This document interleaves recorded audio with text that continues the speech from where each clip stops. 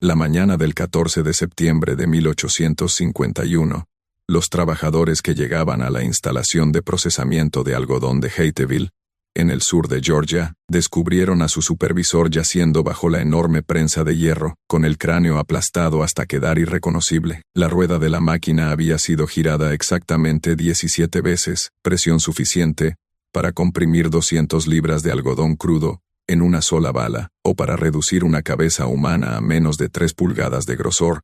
Lo que hizo esta muerte particularmente perturbadora no fue solo la brutalidad, sino lo que el sheriff del condado encontró 3 días después: un pequeño taburete de madera perfectamente posicionado al lado de la prensa, construido para alguien de no más de 4 pies de altura. El arma homicida había sido operada por un niño, pero no cualquier niño. Según los registros de la plantación descubiertos en 1923, e inmediatamente sellados por la Sociedad Histórica de Georgia, el niño responsable había sido comprado 8 meses antes por 8 centavos, el precio de una herramienta dañada. Su nombre aparece en un solo documento. Su crimen, en ninguno de los registros oficiales, y su destino sigue siendo uno de los casos más deliberadamente ocultados en la historia de la Georgia de la era antebellum. Lo que sucedió en esa instalación de prensado de algodón revela algo mucho más terrible que un asesinato. Antes de continuar con la historia de la atrocidad olvidada de Hateville, necesito preguntarte algo. Esta historia contiene verdades que estuvieron enterradas durante más de un siglo, hechos que familias poderosas pasaron generaciones tratando de borrar. Si estás listo para escuchar lo que realmente sucedió en las sombras del imperio del algodón de Georgia, suscríbete a este canal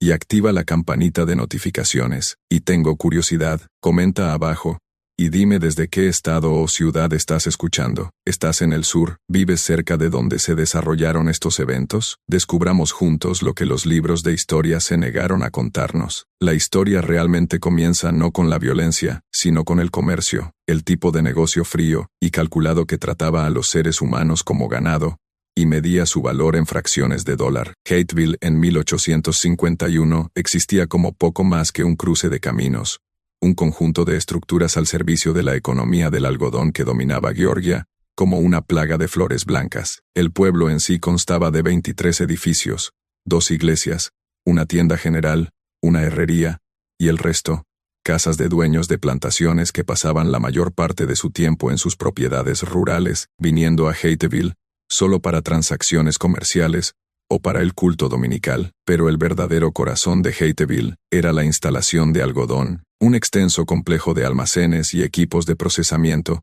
donde el algodón crudo de las plantaciones circundantes era comprimido, pesado y preparado para su envío a las fábricas textiles de Nueva Inglaterra e Inglaterra. La instalación pertenecía a Cyrus Gantry, un hombre cuya riqueza no provenía de cultivar algodón, sino de manejarlo, cobrando a los dueños de las plantaciones por el procesamiento y almacenamiento, tomando su porcentaje de cada bala que pasaba por sus máquinas. Gantry había heredado el negocio de su padre en 1847 y lo había expandido considerablemente, instalando nuevas prensas importadas de Filadelfia y contratando trabajadores adicionales para manejar el aumento de volumen. Tenía 34 años en 1851. Estaba casado. Tenía 3 hijas, y se consideraba un hombre razonable, que dirigía su operación de manera eficiente y rentable. La instalación de procesamiento funcionaba todo el año, pero el verdadero frenesí llegaba durante la temporada de cosecha, de agosto a octubre, cuando llegaban carretas tras carretas cargadas de algodón crudo, y las prensas funcionaban desde el amanecer hasta bien pasada la medianoche.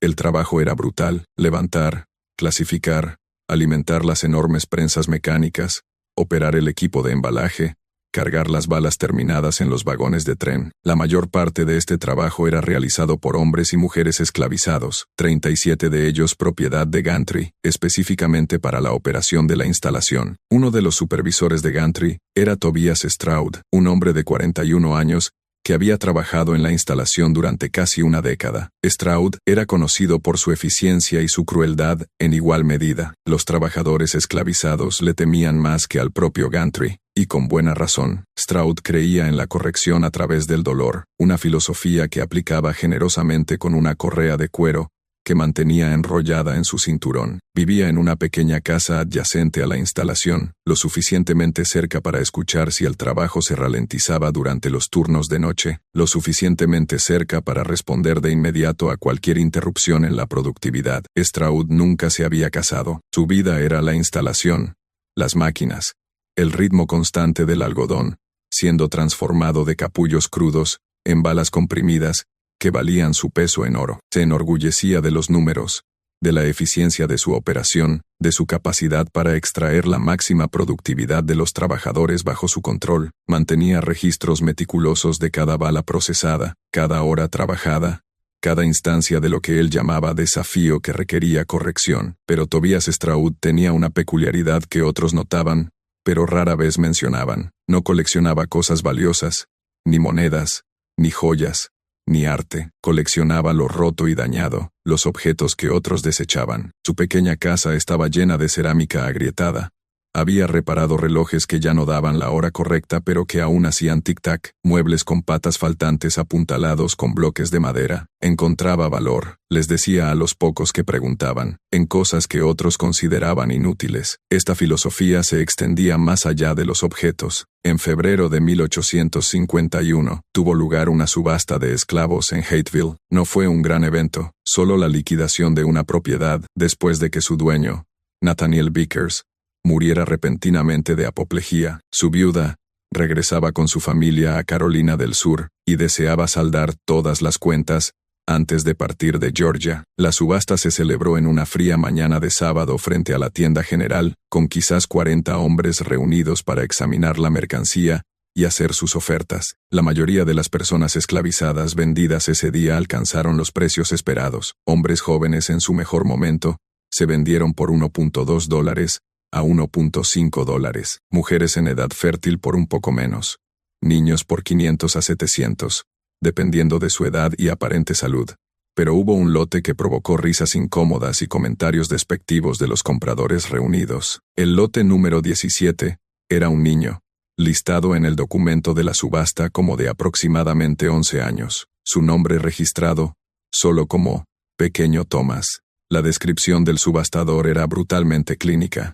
Muchacho negro enano, altura aproximada 3,9 pulgadas, proporciones irregulares, brazo izquierdo más corto que el derecho, columna vertebral curvada, pies torcidos hacia adentro, ha sido empleado en tareas domésticas ligeras, entiende inglés, generalmente obediente. El niño estaba de pie en el bloque de subastas vistiendo ropa varias tallas más grande, su cabeza apenas alcanzaba la cintura del subastador. Su condición era inmediatamente aparente para todos los presentes, lo que ahora reconoceríamos como una forma de enanismo, probablemente acondroplasia, combinada con complicaciones adicionales que afectaban sus extremidades y columna vertebral. En 1851, tales condiciones eran poco comprendidas y a menudo atribuidas al pecado materno o al castigo divino. La comunidad esclavizada a menudo protegía a tales individuos, encontrándoles trabajo adecuado a sus habilidades, pero para los dueños de esclavos,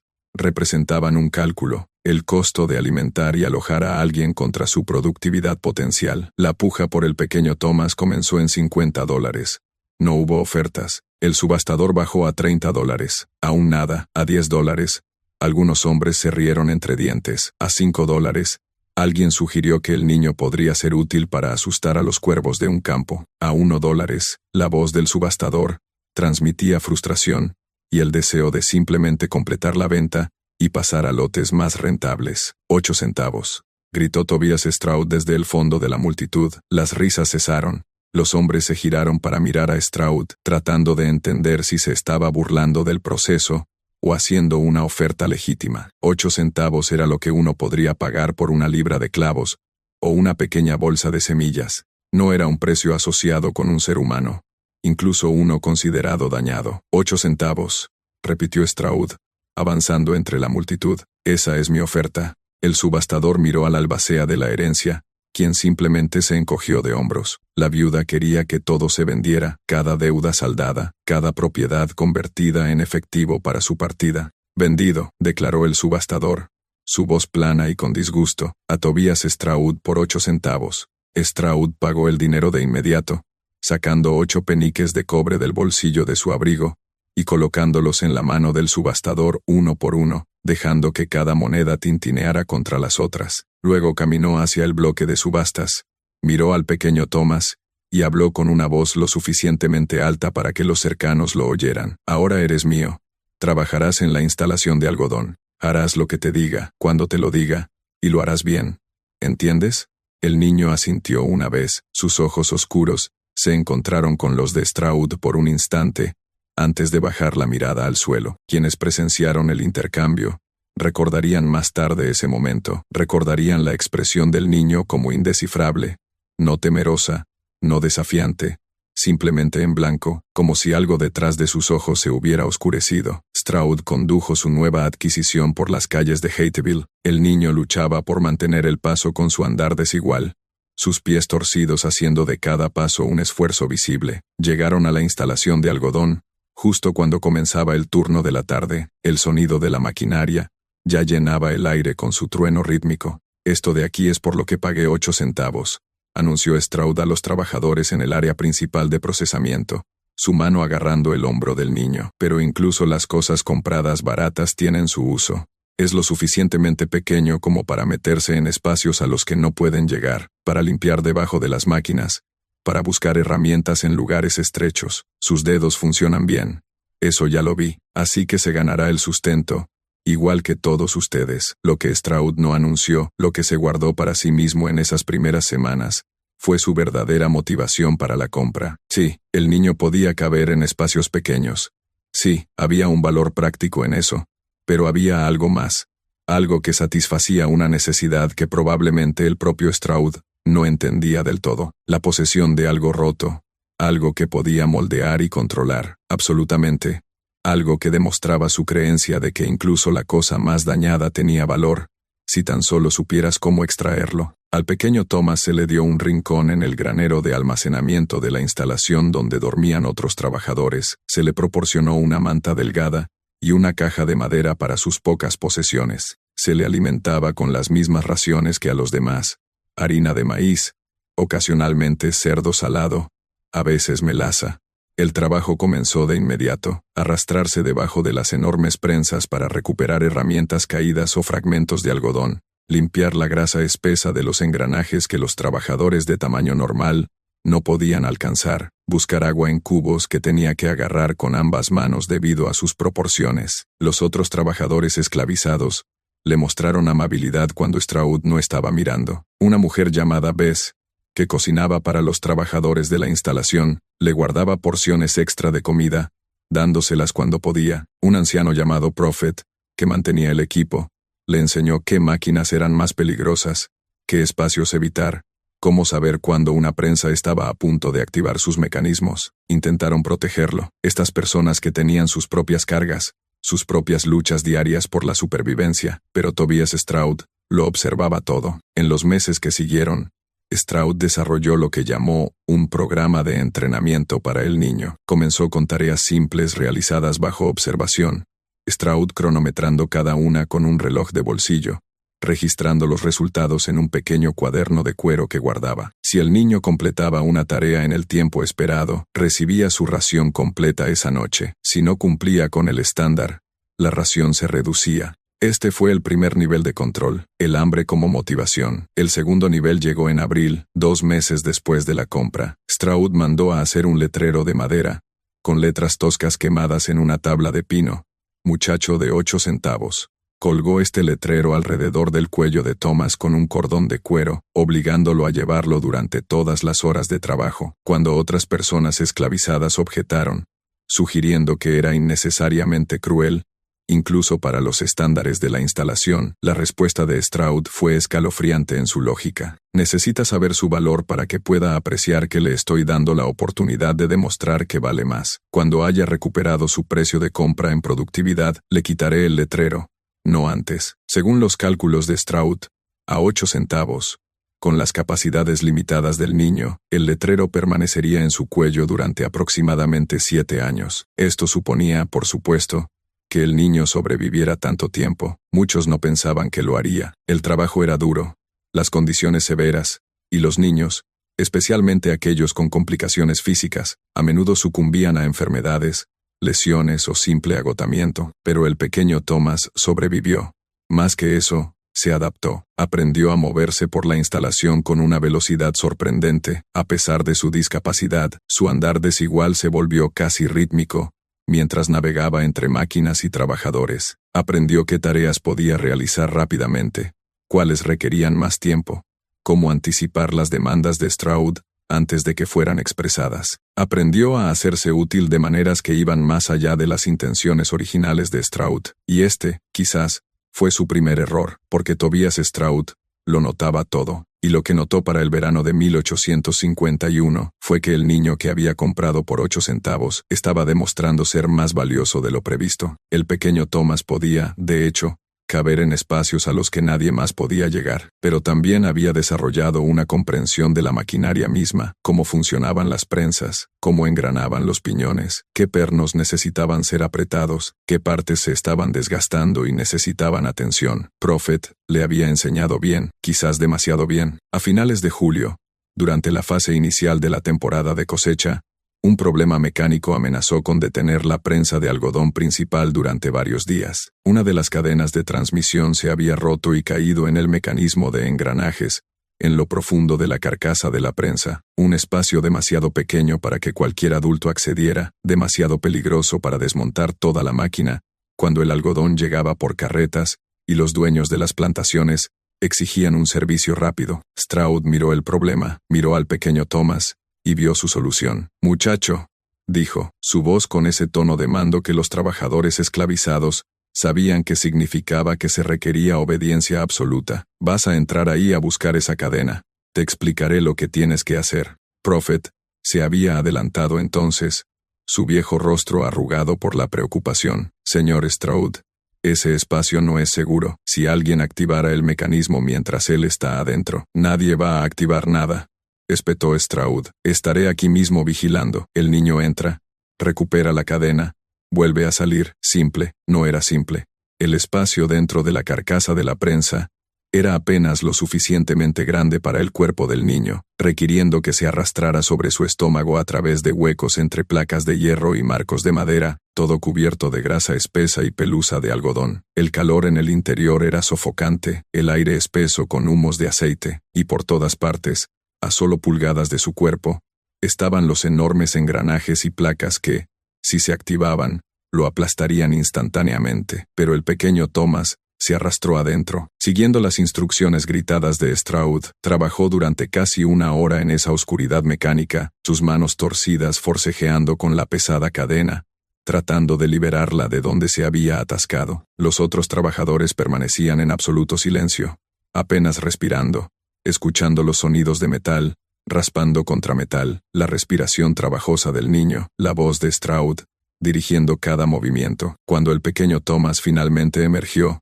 cubierto de grasa negra, la cadena agarrada en sus manos, arrastrándola detrás de él como el grillete de un prisionero, algo había cambiado en su expresión. La vacuidad todavía estaba allí, pero debajo de ella, aquellos que miraban de cerca podrían haber visto algo más, un cálculo, una conciencia, una especie de conocimiento que provenía de pasar 1 hora, a pulgadas de la maquinaria, que podría acabar con su vida con solo tirar de una palanca. Stroud había tomado la cadena, la había examinado, y luego había mirado al niño. «Ves, vales más de 8 centavos después de todo. Sigue demostrándolo y quizás ese letrero se quite antes de lo que pensaba». Pero no quitó el letrero, no entonces, no en las semanas que siguieron. Incluso cuando el niño continuó demostrando ser útil, continuó realizando tareas que otros no podían, continuó arrastrándose a espacios peligrosos para recuperar herramientas caídas o despejar mecanismos atascados, el letrero permaneció. Un recordatorio constante, 8 centavos. Eso es lo que eres, eso es todo lo que serás, a menos que yo decida lo contrario. A principios de septiembre, la temporada de cosecha estaba en su apogeo. La instalación funcionaba las 24 horas del día, con los trabajadores durmiendo por turnos. Las máquinas nunca se detenían. El olor a algodón, sudor y aceite de máquina creaba una neblina que se cernía sobre Hateville como la bruma matutina. El propio Stroud apenas dormía, moviéndose por la instalación a todas horas, verificando la productividad, exigiendo un trabajo más rápido, usando su correa de cuero, cuando sentía que los trabajadores se estaban ralentizando. Al pequeño Thomas se le había asignado el turno de noche, trabajando desde el atardecer hasta el amanecer, principalmente manteniendo el área alrededor de la prensa principal, donde el propio Stroud solía estacionarse durante las horas más ocupadas. El niño traía agua, limpiaba el área de trabajo, retiraba los restos de algodón, y cada vez más, era llamado para hacer pequeños ajustes a la maquinaria cuando algo parecía no estar bien. Fue durante estos turnos de noche, cuando la instalación estaba iluminada solo por lámparas de aceite, y el trabajo adquiría un ritmo hipnótico y agotador, que los otros trabajadores notaron que el pequeño Thomas observaba la prensa, no solo mirándola, sino estudiándola, con una intensidad que parecía inusual para alguien tan joven. Se paraba en las sombras, su pequeña figura apenas visible, sus ojos siguiendo el movimiento de las grandes placas de hierro, el giro del mecanismo de tornillo, la forma en que la presión se acumulaba lentamente, y luego se liberaba, una y otra vez. Durante toda la noche, Prophet lo había notado. En un descanso una noche a principios de septiembre, había apartado al niño, hablándole en voz baja en el dialecto de los esclavizados. Palabras que podían pasar por inofensivas si se escuchaban, pero que tenían significado para quienes entendían. Niño, tienes que tener cuidado con lo que piensas. Algunos pensamientos crecen como la hiedra venenosa. Empiezan pequeños, pero se extienden, lo cubren todo, asfixian lo que es bueno. El pequeño Thomas lo había mirado y por un instante, la vacuidad se había quebrado. ¿Cuánta presión se necesita?, había preguntado el niño. Su voz suave, las primeras palabras que Prophet le había escuchado decir en semanas, para aplastar el algodón hasta convertirlo en una bala. La sangre de Prophet se había helado. Más de lo que quieres saber, más de lo que deberías estar pensando. Solo me preguntaba, había dicho el niño, y la vacuidad había regresado, suave como el agua sobre las piedras. 3 días después, en la mañana del 14 de septiembre de 1851, Tobias Stroud fue encontrado muerto debajo de la prensa de algodón principal. El descubrimiento se produjo al amanecer, cuando los trabajadores del turno de la mañana llegaron para relevar a los que habían trabajado durante la noche. La instalación debería haber estado llena de actividad, pero en su lugar encontraron un silencio inusual. La prensa principal había sido apagada, su enorme mecanismo congelado a mitad de ciclo. Las lámparas de aceite todavía ardían en sus puestos, proyectando sombras parpadeantes sobre las paredes manchadas por años de polvo de algodón. Y allí, debajo de la propia prensa, visible a la creciente luz de la mañana que entraba por las altas ventanas, estaba Tobias Stroud, o lo que quedaba de él. Su cuerpo estaba posicionado sobre la base de la prensa, la enorme placa de hierro suspendida aproximadamente a 3 pulgadas, por encima de donde debería haber estado su cabeza. La palabra debería es crucial aquí, porque Tobias Stroud ya no tenía una cabeza en ningún sentido reconocible. La placa de la prensa había bajado con tal fuerza, y había sido trabajada con tal precisión metódica, que lo que yacía debajo era poco más que una mancha oscura, extendiéndose sobre la guata de algodón utilizada como amortiguación para las balas. Samuel Rutledge, el dueño de la plantación que llegó con ese primer turno de la mañana, testificaría más tarde que no pudo mirarlo directamente por más de un segundo. El cuerpo debajo del cuello parecía intacto, la ropa de Stroud estaba intacta, sus brazos a los costados, sus piernas rectas, pero por encima de los hombros había simplemente ausencia. La placa de hierro descansaba sobre la propia base de la prensa, con quizás media pulgada de materia orgánica extendida entre el metal y la madera, comprimida con tal minuciosidad, que nada quedaba en 3 dimensiones. Lo que hizo la escena aún más perturbadora fue su precisión. No fue un accidente torpe, no fue alguien atrapado por sorpresa cuando la maquinaria se activó inesperadamente. La prensa había sido operada con cuidado, con conocimiento, con una comprensión de exactamente cuántas vueltas de la gran rueda se necesitaban para lograr una compresión completa. Alguien había posicionado a Stroud en la base de la prensa, ya sea por la fuerza, la inconsciencia, o el engaño no estaba claro de inmediato, y luego había trabajado el mecanismo con intención deliberada. La propia rueda mostraba signos de esta deliberación. La prensa de algodón funcionaba con trabajo manual. 2 hombres normalmente giraban la gran rueda de madera, que accionaba un mecanismo de tornillo de hierro, aumentando la presión lenta pero inexorablemente, comprimiendo el algodón crudo en las densas balas requeridas para el envío. Requería fuerza y coordinación, pero más que eso, requería conocimiento, entender cuándo parar, cómo liberar la presión, cómo reiniciar el mecanismo. Esta rueda había sido girada 17 veces. Más tarde, determinarían esto contando la posición de las marcas en el mecanismo de tornillo. Cada rotación completa añadía miles de libras de presión. Después de 10 rotaciones, el algodón se comprimía a la mitad de su volumen original. Después de 15, se volvía denso como la madera dura, las fibras aplastadas juntas, en algo que apenas se parecía a los suaves capullos que habían llegado de los campos. Después de 17 rotaciones, la presión era suficiente para expulsar cada onza de aire, cada gota de humedad, cada indicio de suavidad, de lo que fuera que estuviera atrapado debajo de esa placa de hierro. Pero aquí estaba el detalle que obsesionaría la investigación. La rueda estaba posicionada a casi 8 pies del suelo, sus manijas diseñadas para que hombres de estatura promedio las agarraran y giraran con todo el peso de su cuerpo. ¿Cómo había logrado alguien lo suficientemente bajo como para requerir un taburete aplicar la fuerza necesaria para girarla 17 veces? La respuesta se encontró a 3 pies de la prensa, un taburete de madera cuidadosamente construido con restos de madera. Su superficie mostraba marcas de rozaduras e hendiduras consistentes, con alguien parado sobre él, cambiando repetidamente su peso, usándolo como plataforma para alcanzar las manijas de la rueda. Pero este taburete era bajo, apenas de 15 pulgadas de alto. Quienquiera que lo hubiera usado para operar la prensa no medía más de 4 pies. El sheriff Edmund Howell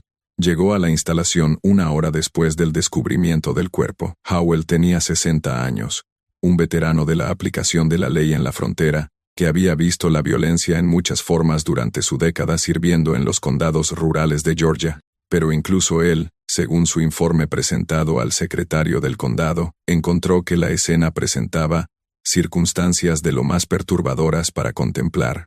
Su evaluación inicial se centró en las preguntas obvias. ¿Quién había estado trabajando en el turno de noche? ¿Dónde estaban esos trabajadores ahora? ¿Quién tenía acceso a la instalación durante las horas en que esto debió haber ocurrido? Las respuestas llegaron rápidamente, pero trajeron más preguntas. El turno de noche había consistido en 12 trabajadores esclavizados, supervisados por el propio Tobias Stroud. Esto era estándar durante la temporada de cosecha. Stroud a menudo se encargaba personalmente de la supervisión nocturna, creyendo que los trabajadores necesitaban su presencia para mantener la productividad durante las agotadoras horas nocturnas. Según los trabajadores que ahora estaban siendo interrogados, Stroud había estado vivo y activo hasta aproximadamente las 3 de la mañana, cuando había hecho sus rondas habituales por la instalación, revisando cada puesto, anotando la productividad en su cuaderno de cuero. Después de ese punto, los relatos se volvieron más confusos. El trabajo era hipnótico, agotador, del tipo que hacía que el tiempo se estirara y se contrajera extrañamente. Los hombres trabajaban durante lo que parecía 1 hora, y descubrían que solo habían pasado 20 minutos. O, al revés, a la luz parpadeante de las lámparas, con el ruido constante de la maquinaria, el conteo de balas, los movimientos rítmicos del trabajo, era totalmente posible que alguien desapareciera durante 1 hora, sin que se notara de inmediato. Lo que los trabajadores pudieron confirmar fue que el pequeño Thomas, y fue entonces cuando el sheriff se enteró por primera vez de la compra de 8 centavos y del letrero que aún se encontraba cerca del rincón donde dormía el niño, había sido asignado al área de la prensa principal esa noche. Su trabajo era mantener el área limpia, traer agua para los hombres que operaban la prensa, limpiar los restos de algodón, ayudar con problemas mecánicos menores. ¿Dónde está este niño ahora?, había preguntado el sheriff Howell. Nadie lo sabía. Su rincón para dormir en el granero de almacenamiento estaba vacío. Su manta estaba doblada pulcramente. El letrero de madera con muchacho de 8 centavos quemado en él yacía encima de la caja que contenía sus pocas posesiones. Una taza de hojalata, una camisa gastada demasiado grande para su cuerpo, una pequeña y suave piedra de río que Prophet dijo que el niño había encontrado y guardado por razones desconocidas. La búsqueda comenzó de inmediato. 20 hombres se dispersaron por Hateville y los campos circundantes, revisando graneros, buscando en áreas boscosas, interrogando a cualquiera que pudiera haber visto a un niño pequeño viajando solo. En la Georgia de 1851, una persona esclavizada que se movía sin papeles, sin permiso, sin la autorización de una persona blanca, era inmediatamente sospechosa, y un niño con discapacidades físicas evidentes sería aún más notable, incapaz de mezclarse con una multitud o moverse rápidamente por el terreno. Pero el pequeño Thomas se había desvanecido tan completamente como si la tierra se lo hubiera tragado. Mientras la búsqueda continuaba, el sheriff Howell examinaba la escena del crimen con creciente inquietud. Cuanto más la estudiaba, menos sentido tenía. La posición del cuerpo de Stroud sugería que, o bien estaba inconsciente cuando fue colocado en la prensa, o que de alguna manera lo habían convencido de acostarse allí voluntariamente. Pero, ¿por qué Stroud, un hombre conocido por su desconfianza y control, se permitiría ser colocado en una posición tan vulnerable? El mecanismo de la prensa mostraba signos de una operación cuidadosa. No fue un trabajo frenético o de pánico. Alguien se había tomado su tiempo. Había girado esa rueda lenta y metódicamente. Probablemente había observado cómo se acumulaba la presión, cómo descendía la placa de hierro, cómo la vida de Tobias Stroud terminaba en lo que debió haber sido instantáneo y eterno a la vez. El doctor Marcus Fenneman, el médico del pueblo llamado para examinar los restos, señaló en su informe: la muerte habría ocurrido en segundos tras el colapso del cráneo. Sin embargo, dada la evidencia de compresión progresiva, el fallecido pudo haber experimentado un terror y dolor significativos en los momentos previos a la mortalidad, asumiendo que conservaba la conciencia. La precisión de la lesión sugiere una intención deliberada, en lugar de una activación accidental de la maquinaria. Al segundo día después del descubrimiento, Prophet fue llevado para un interrogatorio prolongado. Como el trabajador esclavizado con más conocimiento de la maquinaria, y lo más parecido a una relación con el pequeño Thomas, se le consideraba un testigo crucial. El interrogatorio tuvo lugar en la cárcel de una sola habitación de Hateville. El sheriff Howell, sentado frente a una tosca mesa de madera, frente al anciano negro cuyas manos temblaban ligeramente, no por miedo, sino por la artritis que plagaba sus articulaciones después de décadas de trabajo manual. «Háblame del niño», dijo Howell. Su voz ni amable ni cruel, simplemente objetiva. ¿Cómo era? ¿Hablaba de Stroud, del trabajo?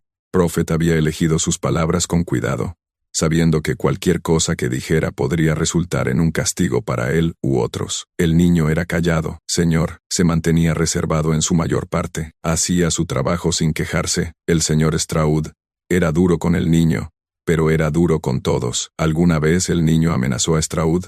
¿Mostró desafío? No, señor. El niño simplemente hacía lo que se le decía. Llevaba ese letrero alrededor del cuello todos los días sin una palabra de queja.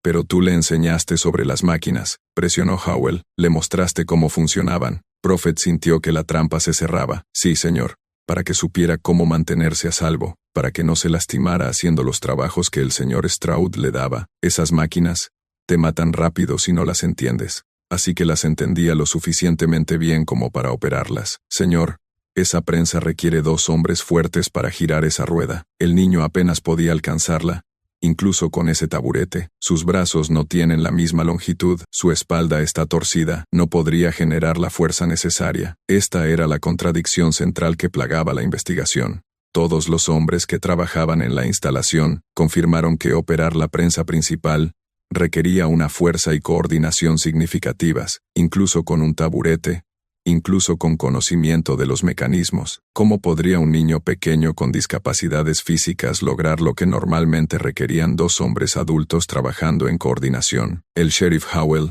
se había levantado y caminado hacia la pequeña ventana de la cárcel, mirando la polvorienta calle principal de Hateville. A menos que, había dicho lentamente, no estuviera trabajando solo. A menos que alguien lo ayudara, alguien lo suficientemente fuerte como para girar esa rueda mientras el niño dirigía la operación. La implicación era clara. Esto no era el crimen de un niño actuando solo, esto era una conspiración. Eran múltiples personas esclavizadas trabajando juntas para asesinar a su supervisor. Y en la Georgia de 1851, tal acusación conllevaba implicaciones mucho más allá de una sola instalación, un solo crimen. Todo el orden social se basaba en la suposición de que las personas esclavizadas, sin importar cómo se sintieran acerca de su condición, no se organizarían contra sus amos. Actos individuales de desafío, sí, huir, romper herramientas, trabajar lentamente, pero un asesinato coordinado, eso sugería algo mucho más peligroso para el sistema. Durante la semana siguiente,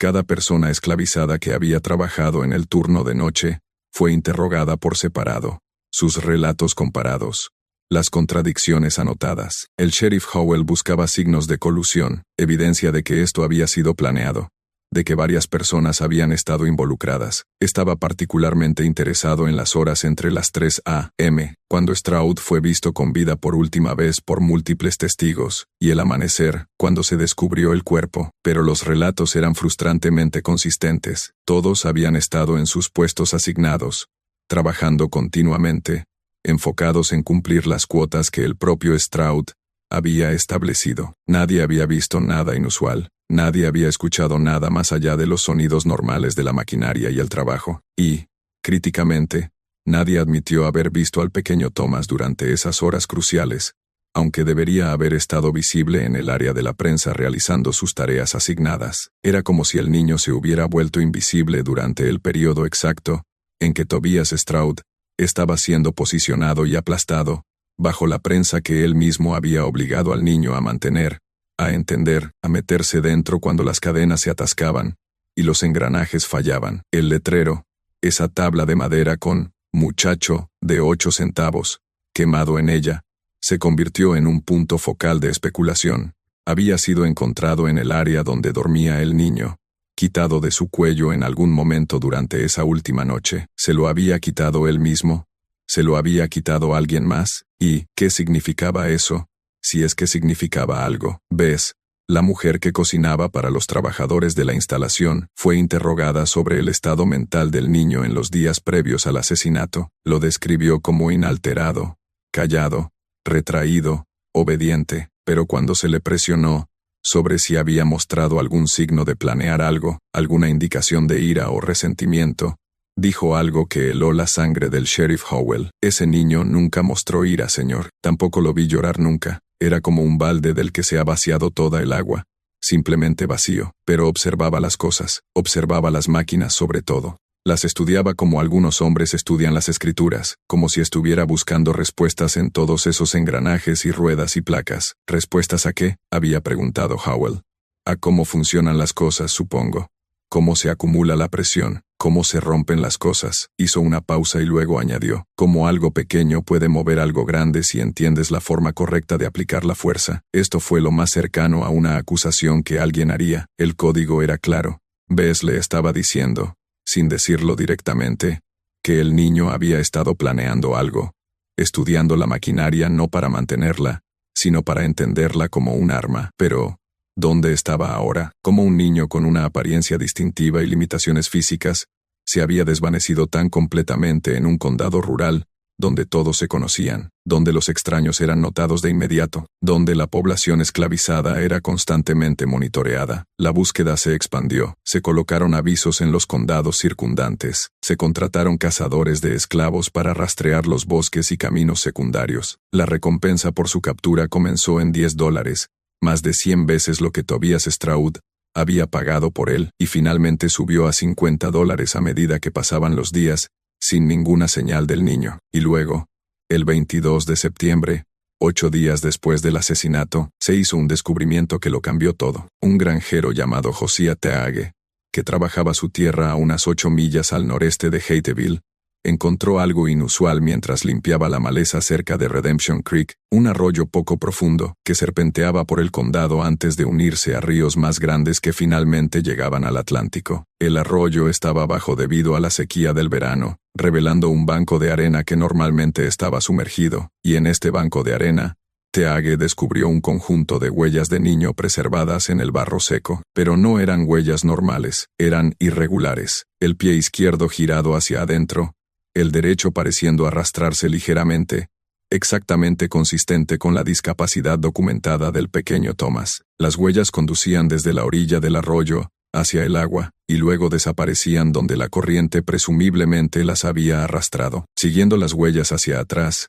Teague descubrió un pequeño hueco debajo de las raíces expuestas de un enorme roble, un espacio apenas lo suficientemente grande como para que un niño se metiera, y dentro de este hueco, los restos rasgados de una camisa, definitivamente demasiado grande para quien la había usado, y un solo penique de cobre presionado en la tierra blanda, como si alguien lo hubiera apretado con fuerza antes de dejarlo caer. El sheriff Howell llegó al lugar en cuestión de horas, trayendo a Prophet con él para confirmar la importancia de lo que se había encontrado. El anciano había examinado las huellas cuidadosamente, su rostro impasible, y luego confirmó lo que Howell ya sospechaba. Ese es el patrón de caminar del niño, señor. No puede ser nadie más. La cronología que surgió fue escalofriante en sus implicaciones. Las huellas y el hueco sugerían que el pequeño Thomas había llegado a este lugar en algún momento, durante la noche del asesinato, o temprano a la mañana siguiente, una distancia de 8 millas desde Hatteville, cubierta por un niño con severas limitaciones de movilidad, moviéndose a través de la oscuridad por terreno desconocido. Pero las huellas conducían al arroyo y desaparecían. ¿Se había ahogado el niño, su cuerpo arrastrado río abajo por la corriente? Era la conclusión más lógica, una que el sheriff Howell comenzó a aceptar casi de inmediato. Un niño huyendo presa del pánico, sin comprender el peligro del arroyo, adentrándose demasiado, arrastrado por un agua que parecía tranquila, pero que ocultaba peligrosas corrientes subterráneas. Sin embargo, algo en esta conclusión preocupaba a quienes conocían el arroyo. Redemption Creek era poco profundo. Incluso en su punto más profundo durante las inundaciones de primavera, apenas alcanzaba los 5 pies. Durante la sequía de septiembre, era más bien de 2 o 3 pies, apenas lo suficiente como para representar una amenaza seria incluso para un niño pequeño, y la corriente, aunque presente, era lo suficientemente suave como para que el ahogamiento pareciera improbable. Surgió una teoría alternativa. Quizás el niño había usado el arroyo deliberadamente, vadeando por aguas poco profundas para ocultar su olor a los perros de rastreo, y luego, saliendo en algún lugar río abajo, donde no se encontrarían sus huellas. Era un nivel de cálculo que parecía más allá de las capacidades de un niño, pero la evidencia lo apoyaba. El penique de cobre preocupaba más al sheriff Howell. ¿Por qué alguien que huye por su vida se detendría a dejar una moneda presionada en la tierra? ¿Se cayó accidentalmente? ¿O fue colocada intencionadamente? Y si fue intencionadamente, ¿qué significaba? Cuando Howell le mostró el penique a Cyrus Gantry, el rostro del dueño de la instalación se puso pálido. Lo reconoció de inmediato. No la moneda específica, sino su significado. Stroud pagó 8 peniques por ese niño, 8 centavos. Solía burlarse de él por eso, decirle que no valía más que calderilla. Las manos de Gantry habían temblado ligeramente mientras sostenía la moneda. ¿Cree que el niño dejó esto como una especie de mensaje, como si estuviera devolviendo aquello por lo que fue comprado? Era un pensamiento perturbador, uno que sugería premeditación, pensamiento simbólico, un nivel de conciencia sobre su propia mercantilización que hacía que el crimen se sintiera menos como pánico y más como una declaración. Un niño capaz de ese tipo de venganza abstracta era un niño que había estado pensando, planeando, calculando durante meses. La búsqueda continuó durante 3 semanas más, pero nunca se encontró rastro del pequeño Thomas. Se dragó el arroyo por millas río abajo, se registró cada granja, cada cobertizo, cada cueva en un radio de 20 millas. Los cazadores de esclavos trajeron a sus mejores perros, pero el rastro de olor terminaba en la orilla del agua y nunca se reanudaba. A mediados de octubre, mientras la temporada de cosecha terminaba y la instalación volvía a sus operaciones normales, el sheriff Howell cerró su investigación con un informe que no satisfizo a nadie. La conclusión oficial: Tobias Stroud había sido asesinado por una o varias personas desconocidas, incluyendo probablemente al niño esclavizado llamado Pequeño Thomas, quien posteriormente había perecido mientras huía de la escena, su cuerpo perdido en Redemption Creek. Pero las notas privadas de Howell, descubiertas años después en los papeles de su herencia, contaban una historia diferente. No creo que el niño se ahogara, escribió. La evidencia sugiere un cálculo más allá de sus años, ayuda más allá de lo que cualquier testigo admitirá, y una fuga planeada con cuidado. Alguien lo ayudó. Alguien que conocía la tierra, que entendía cómo desaparecer, que tenía razones para querer tanto a Stroud muerto como al niño libre. No puedo probar esto y, en verdad, no estoy seguro de querer hacerlo. La justicia en este caso puede haberse servido fuera de la ley. El misterio de lo que realmente sucedió esa noche de septiembre de 1851 nunca se ha resuelto. Pero antes de explorar lo que vino después, las consecuencias que se extendieron por Hateville, y más allá, quiero saber de ustedes. ¿Creen que el pequeño Thomas actuó solo? ¿Podría un niño realmente tener la fuerza y el conocimiento para operar esa prensa? Dejen sus teorías en los comentarios. Y si esta historia los tiene en vilo, denle al botón de me gusta y compártanla con alguien que ame los misterios históricos oscuros. Ahora, descubramos lo que Hateville intentó enterrar tan desesperadamente. La muerte de Tobias Stroud debería haber provocado indignación, demandas de justicia, ejecuciones públicas como ejemplo. En cambio, lo que siguió fue algo mucho más extraño, una conspiración de silencio que se extendió por Hateville como la niebla. En las semanas siguientes a la muerte de Stroud, algo inesperado sucedió en Hateville. La historia comenzó a cambiar, no dramáticamente, no de una vez, sino gradualmente, sutilmente, de la misma manera que una fotografía se desvanece cuando se deja al sol. Los informes iniciales del periódico en la Gaceta de Hateville habían sido detallados y morbosos, describiendo el brutal asesinato a manos salvajes y la caza del monstruo responsable. Pero para fines de octubre, los artículos posteriores se hicieron más cortos, más vagos, menos interesados en los detalles. Para noviembre, la historia había desaparecido por completo de la prensa local, reemplazada por informes mundanos sobre los precios del algodón y los próximos eventos sociales de la iglesia. Esto no fue accidental. Cyrus Gantry se había acercado discretamente al editor del periódico, Horace Kimball, con una propuesta. La continua cobertura de este incidente está dañando la confianza empresarial.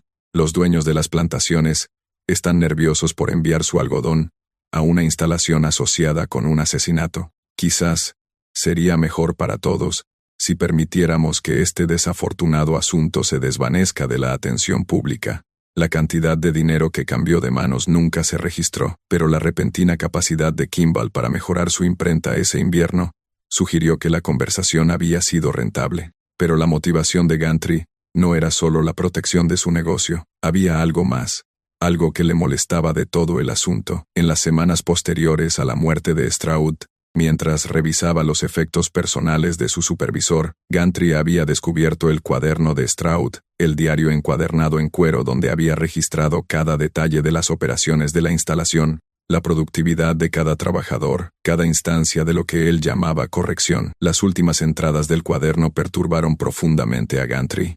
En las semanas previas a su muerte, Stroud se había obsesionado con el pequeño Thomas, llenando páginas con observaciones sobre las capacidades del niño, su comprensión de la maquinaria, sus movimientos por la instalación. Pero el tono había cambiado de la documentación clínica de las entradas anteriores a algo más oscuro, más personal. 29 de agosto, el muchacho de 8 centavos completó la recuperación de la carcasa de la prensa en 42 minutos, 7 minutos más rápido que el intento anterior. Su comprensión de los mecanismos continúa superando las expectativas. Creo que he encontrado algo notable en esta criatura dañada. Con el entrenamiento adecuado, puede que demuestre mi tesis de que existe valor incluso en lo que otros desechan. 3 de septiembre, observé al niño mirando la prensa principal durante las operaciones nocturnas.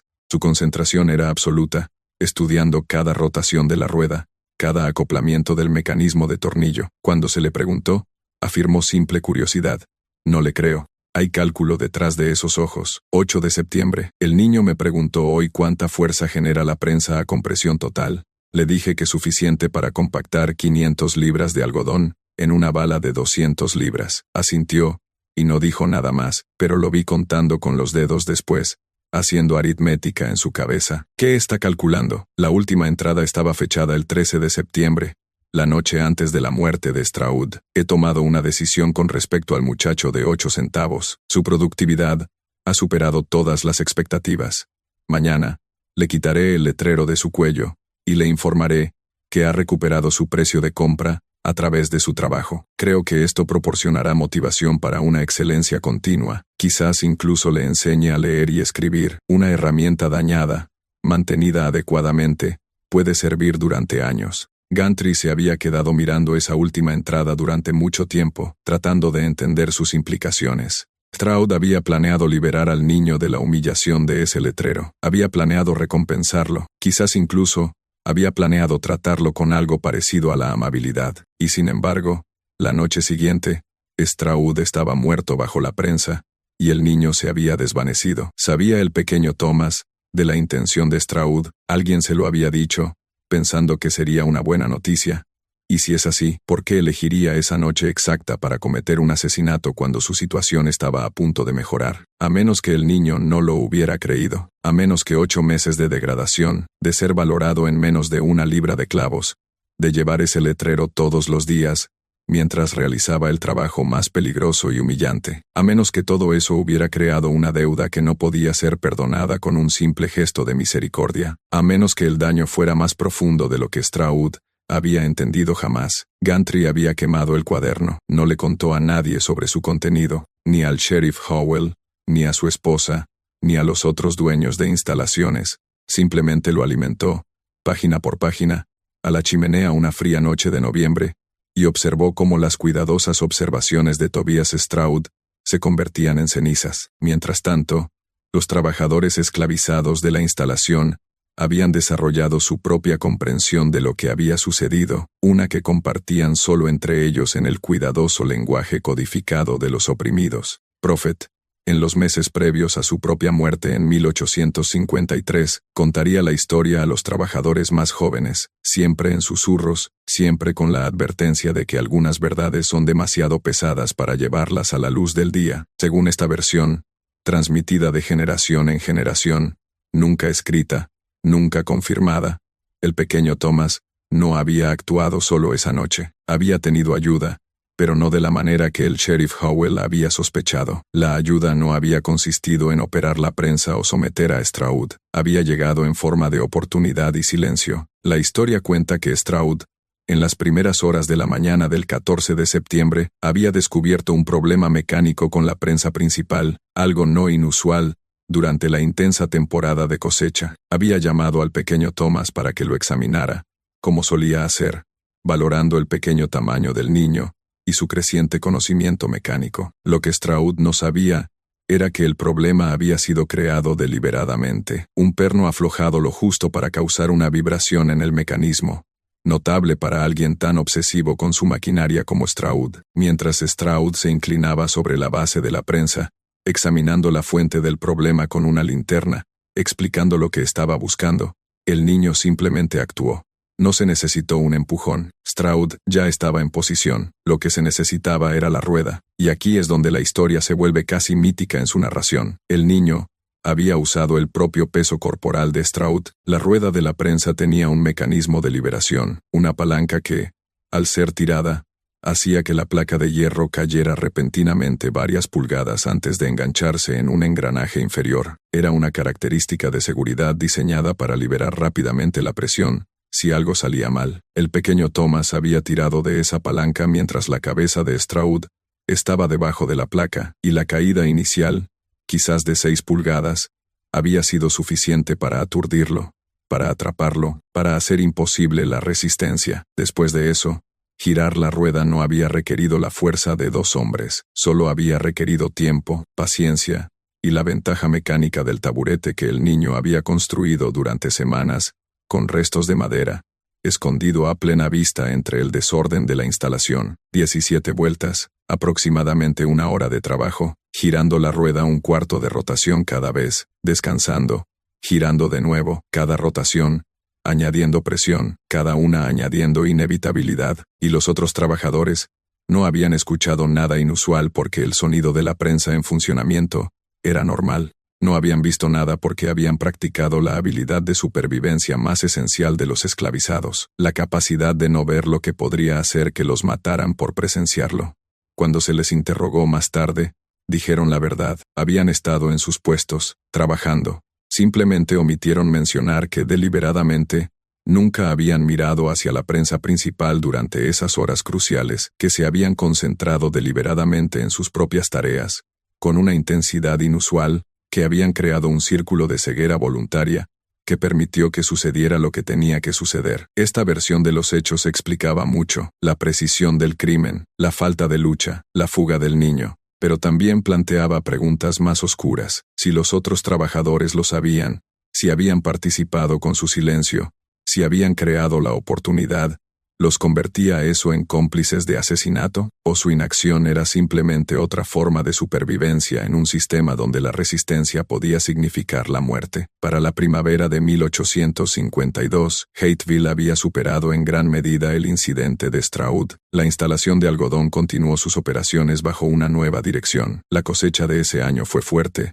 y las ganancias fueron buenas. Cyrus Gantry había contratado a un nuevo supervisor, un hombre llamado Duncan Talbert, conocido por ser firme pero justo, o al menos tan justo como el sistema permitía, pero algo había cambiado en la atmósfera de la instalación, algo que los trabajadores esclavizados sentían pero no podían articular del todo. Ahora había una sensación de posibilidad, una pequeña grieta en el poder absoluto que había gobernado sus vidas. La muerte de Stroud había demostrado algo: el sistema no era invulnerable, los amos no eran intocables.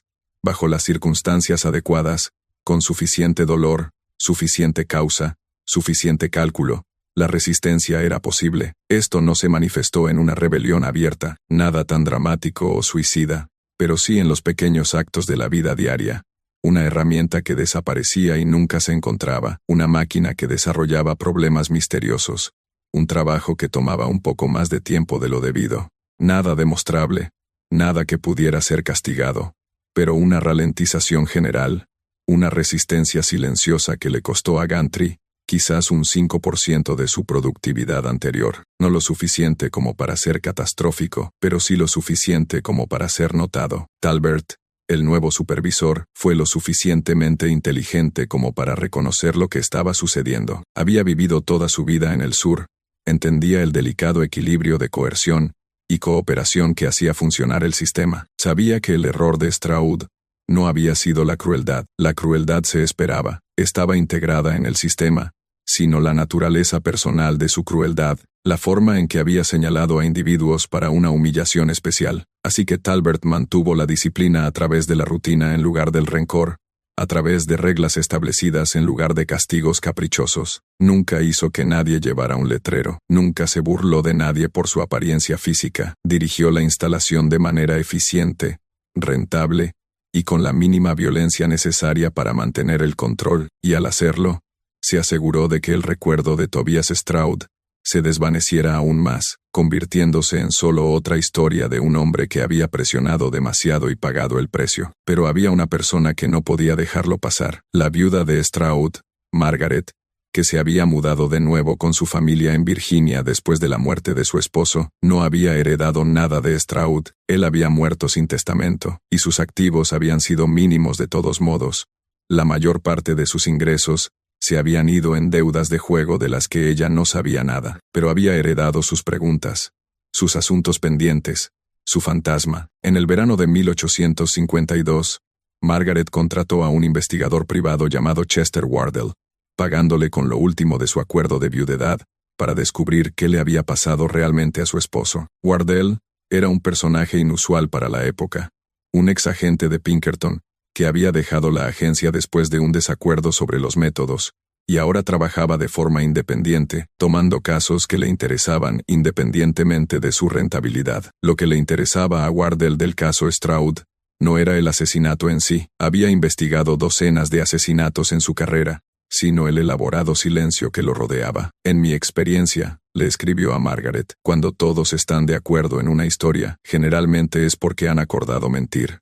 Wardell pasó 6 semanas en Hateville y el condado circundante, entrevistando a cualquiera que quisiera hablar con él, examinando registros, visitando la escena del crimen repetidamente. Sus métodos eran minuciosos y a menudo poco ortodoxos.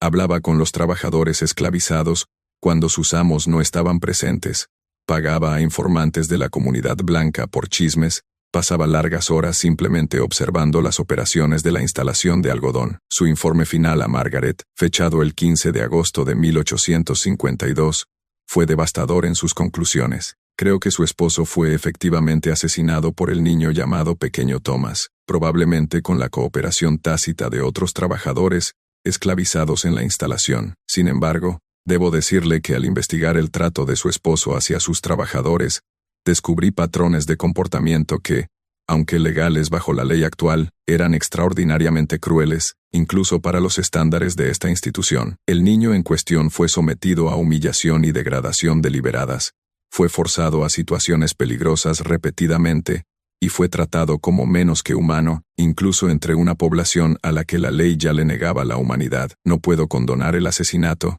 pero puedo entenderlo. Su esposo creó las circunstancias de su propia muerte. El informe continuaba con detalles que hicieron llorar a Margaret, no de pena, sino de vergüenza, descripciones de la colección de personas y objetos dañados de Stroud, relatos del letrero que había obligado al niño a llevar, testimonios sobre el trabajo peligroso que había asignado a un niño con discapacidades físicas. Ella sabía que su esposo estaba involucrado en el comercio de esclavos. Por supuesto, toda persona blanca en el sur lo estaba, directa o indirectamente, pero no conocía las crueldades específicas, la naturaleza personal de su maltrato. El informe de Wardell terminaba con una declaración que Margaret llevaría consigo por el resto de su vida. El niño, pequeño Thomas, casi con certeza murió en Redemption Creek, o poco después de cruzarlo. Su cuerpo probablemente nunca fue encontrado porque fue enterrado por alguien que conocía la tierra, alguien que quería que descansara en paz, en lugar de ser devuelto a la esclavitud o ahorcado por su crimen. Quienquiera que lo ayudó a escapar, realizó un acto de misericordia en un sistema que no permite misericordia. Le recomiendo que deje este asunto en paz. Su esposo se ha ido. El niño se ha ido. Una mayor investigación solo traerá dolor a todos los involucrados, incluyéndola a usted. Margaret siguió el consejo de Wardell, quemó su informe, y nunca volvió a hablar del asunto. Cuando murió en 1871, sus papeles personales no contenían ninguna referencia a Tobias Stroud, ninguna mención de Hateville, nada que sugiriera que alguna vez había estado casada con el hombre que fue aplastado bajo una prensa de algodón en septiembre de 1851. Pero sí dejó un objeto curioso, una pequeña bolsa de cuero que contenía 7 peniques de cobre envueltos en una nota que simplemente decía, una deuda no pagada.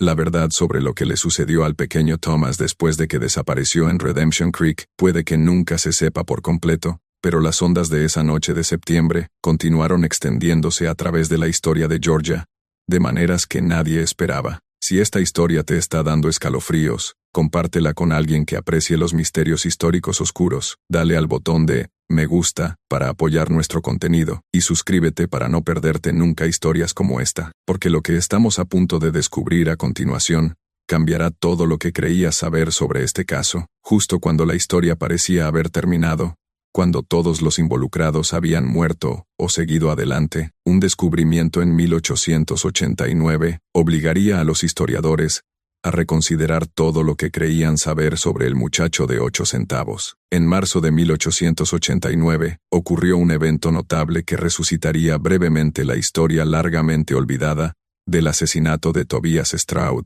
Un equipo de trabajadores que construía una nueva línea de ferrocarril a través de lo que una vez habían sido las afueras de Hateville, ahora absorbidas por la creciente expansión de Atlanta, hizo un descubrimiento que conmocionó a todos los involucrados. Aproximadamente a 12 millas de la instalación de algodón original, en un área que había sido un denso bosque en 1851 pero que ahora estaba siendo despejada para el desarrollo, los trabajadores encontraron una pequeña cabaña escondida en una hondonada. La estructura se estaba derrumbando, casi reclamada por el bosque, pero adentro, preservados por las condiciones secas y protegidos de los elementos, encontraron restos humanos. El esqueleto era pequeño, obviamente de un niño o una persona joven, y mostraba signos de severas anormalidades esqueléticas consistentes con enanismo y curvatura espinal. Junto a los restos, una taza de hojalata oxidada, los fragmentos podridos de lo que una vez fue ropa, y, lo más notable, una pequeña caja de madera que contenía 8 peniques de cobre dispuestos en un círculo perfecto. El descubrimiento llegó a los periódicos y los residentes más ancianos de la zona recordaron el caso Stroud.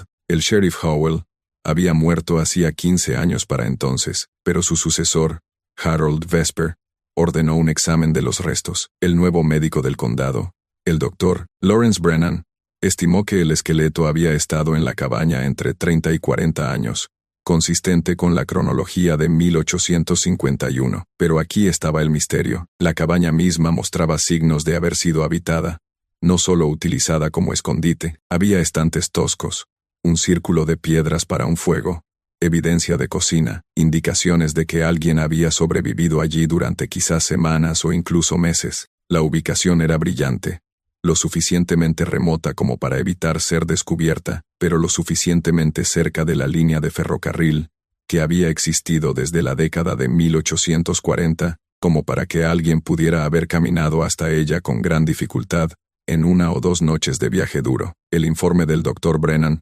planteó más preguntas de las que respondió. Los restos esqueléticos no muestran signos de violencia o trauma, más allá de las condiciones preexistentes. El individuo parece haber muerto por causas naturales, posiblemente por exposición o enfermedad. Sin embargo, la disposición de los peniques sugiere una colocación deliberada, posiblemente un ritual de entierro realizado por otra persona. Esto plantea la posibilidad de que el fallecido no muriera inmediatamente al llegar a este lugar, sino que sobreviviera durante algún tiempo, posiblemente con ayuda. La implicación era asombrosa. El pequeño Thomas no se había ahogado en Redemption Creek, había escapado, había llegado a esta cabaña oculta, había sobrevivido allí durante un período desconocido, antes de sucumbir finalmente a la enfermedad, la exposición, o simplemente las complicaciones de su condición física. Y alguien lo había sabido.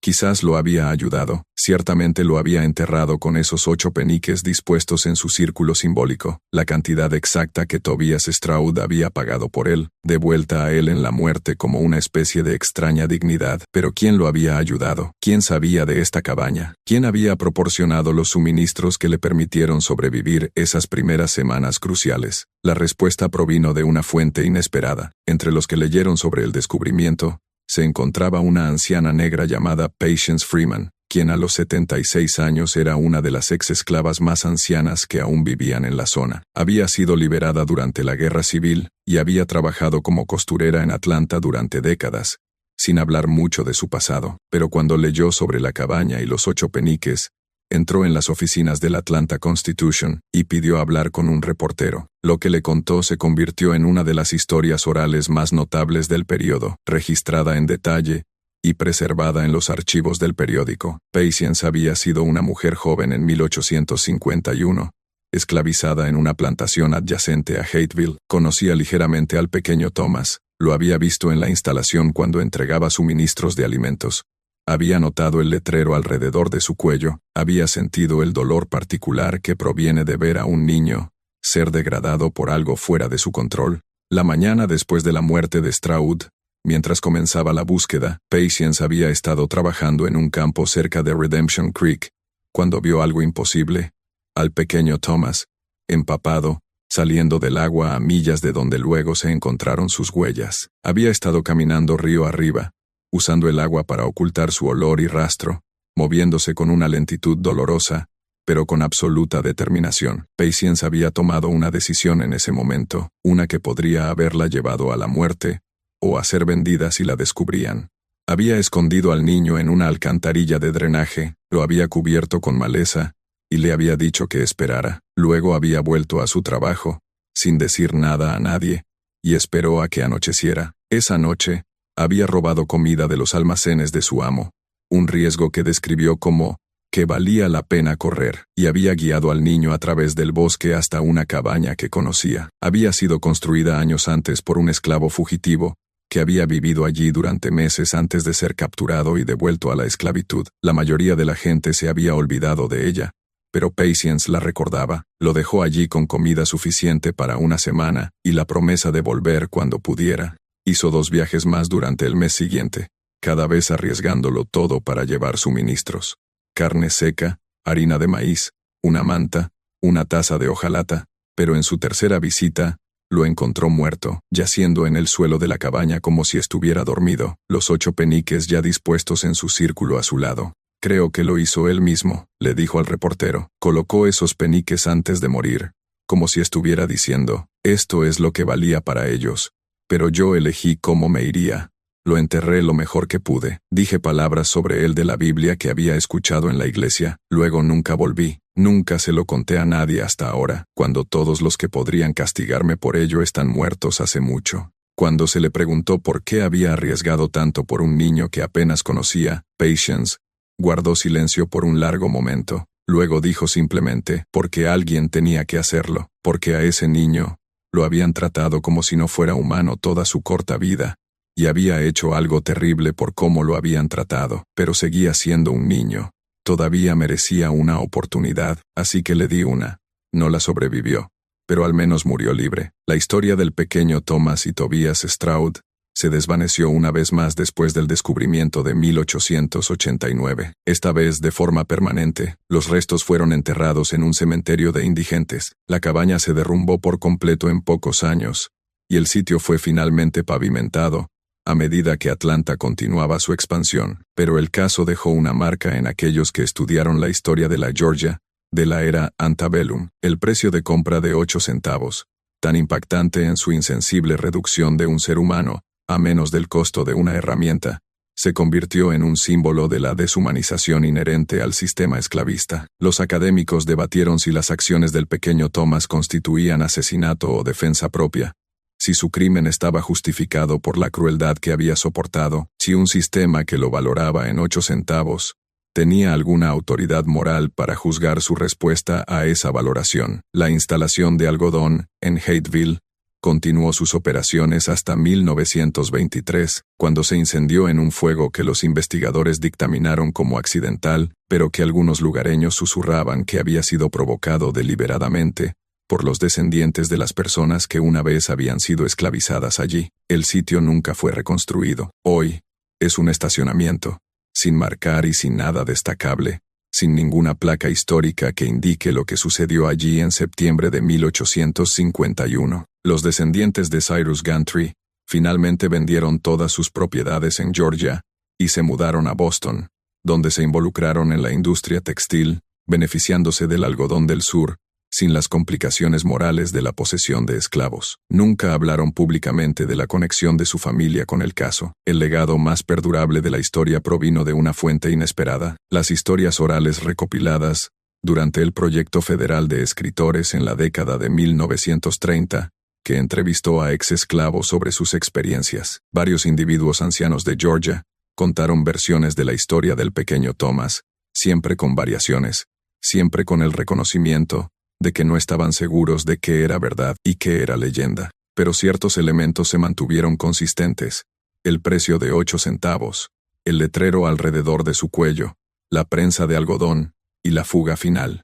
Un ex-esclavo entrevistado en 1937 a la edad de 94 años, dijo algo que quizás capturó la verdad mejor que cualquier registro oficial. Contábamos esa historia a nuestros hijos para enseñarles 2 cosas. Primero, que el sistema te rompería si pudiera, te reduciría a nada, te haría menos que humano si lo dejabas. Y segundo, que incluso cuando eres pequeño, incluso cuando estás dañado, incluso cuando te dicen que solo vales 8 centavos, todavía tienes poder si sabes cómo usarlo. Ese niño usó lo que tenía, usó su tamaño, usó su conocimiento, usó la misma máquina que le hicieron cuidar, pagó lo que se le debía, luego corrió. No llegó lejos, no vivió libre por mucho tiempo, pero murió en sus propios términos. A veces eso es todo lo que consigues. Los peniques de cobre encontrados en la cabaña nunca se conservaron como evidencia. Fueron distribuidos entre los trabajadores del ferrocarril que descubrieron el sitio, llevados como curiosidades, finalmente perdidos, gastados o desechados. 8 centavos esparcidos a los vientos, su peso simbólico olvidado por todos, excepto por aquellos que sabían por qué importaban. Al final, la historia del pequeño Thomas plantea preguntas que la Georgia de 1851 no pudo responder, y con las que quizás todavía luchamos hoy. ¿Qué es la justicia en un sistema construido sobre la injusticia? ¿Qué es el asesinato cuando la vida misma ha sido robada? ¿Qué valor tiene la libertad para alguien a quien se le ha dicho que vale menos que calderilla? ¿Y qué pasa con un niño que aprende que la única manera de reclamar su humanidad es destruir al hombre que se la negó? El registro histórico no proporciona respuestas satisfactorias, solo ofrece hechos: una compra por 8 centavos, una muerte bajo una prensa de algodón, huellas que conducen a un arroyo, una cabaña en el bosque, y 8 peniques dispuestos en un círculo alrededor de un pequeño esqueleto. El resto, la verdad de lo que sucedió en esas horas entre la medianoche y el amanecer del 14 de septiembre de 1851 permanece oculto en la misma oscuridad que una vez llenó la instalación de procesamiento de algodón de Hatteville, iluminada solo por linternas parpadeantes, que hace mucho tiempo se extinguieron. Esta historia nos muestra con qué facilidad los seres humanos pueden ser reducidos a un valor monetario, y cómo esa reducción crea las condiciones para una violencia que la sociedad luego condena, ignorando su propia complicidad. El nombre del muchacho de 8 centavos aparece en un solo documento superviviente. Su crimen no aparece en ninguno. Su tumba ha sido pavimentada, pero su historia permanece, preservada en susurros e historias orales, un recordatorio de lo que sucede cuando olvidamos que cada vida humana tiene un valor más allá de lo que cualquier mercado le asigne. ¿Qué opinas de esta historia? ¿Crees que el pequeño Thomas actuó solo o hubo una conspiración de silencio que le permitió escapar? ¿Se puede confiar en el relato de Patience Freeman o fue una historia adornada a lo largo de décadas? Deja tus pensamientos en los comentarios. Si encontraste este relato tan inquietante como yo, suscríbete a este canal, activa la campanita de notificaciones y compártelo con alguien que aprecie los rincones oscuros de la historia estadounidense. Estas son las historias que no enseñaron en la escuela, las verdades enterradas bajo los registros oficiales, las voces que la historia trató de silenciar, y seguiremos trayéndotelas, una historia olvidada a la vez. Nos vemos en el próximo video.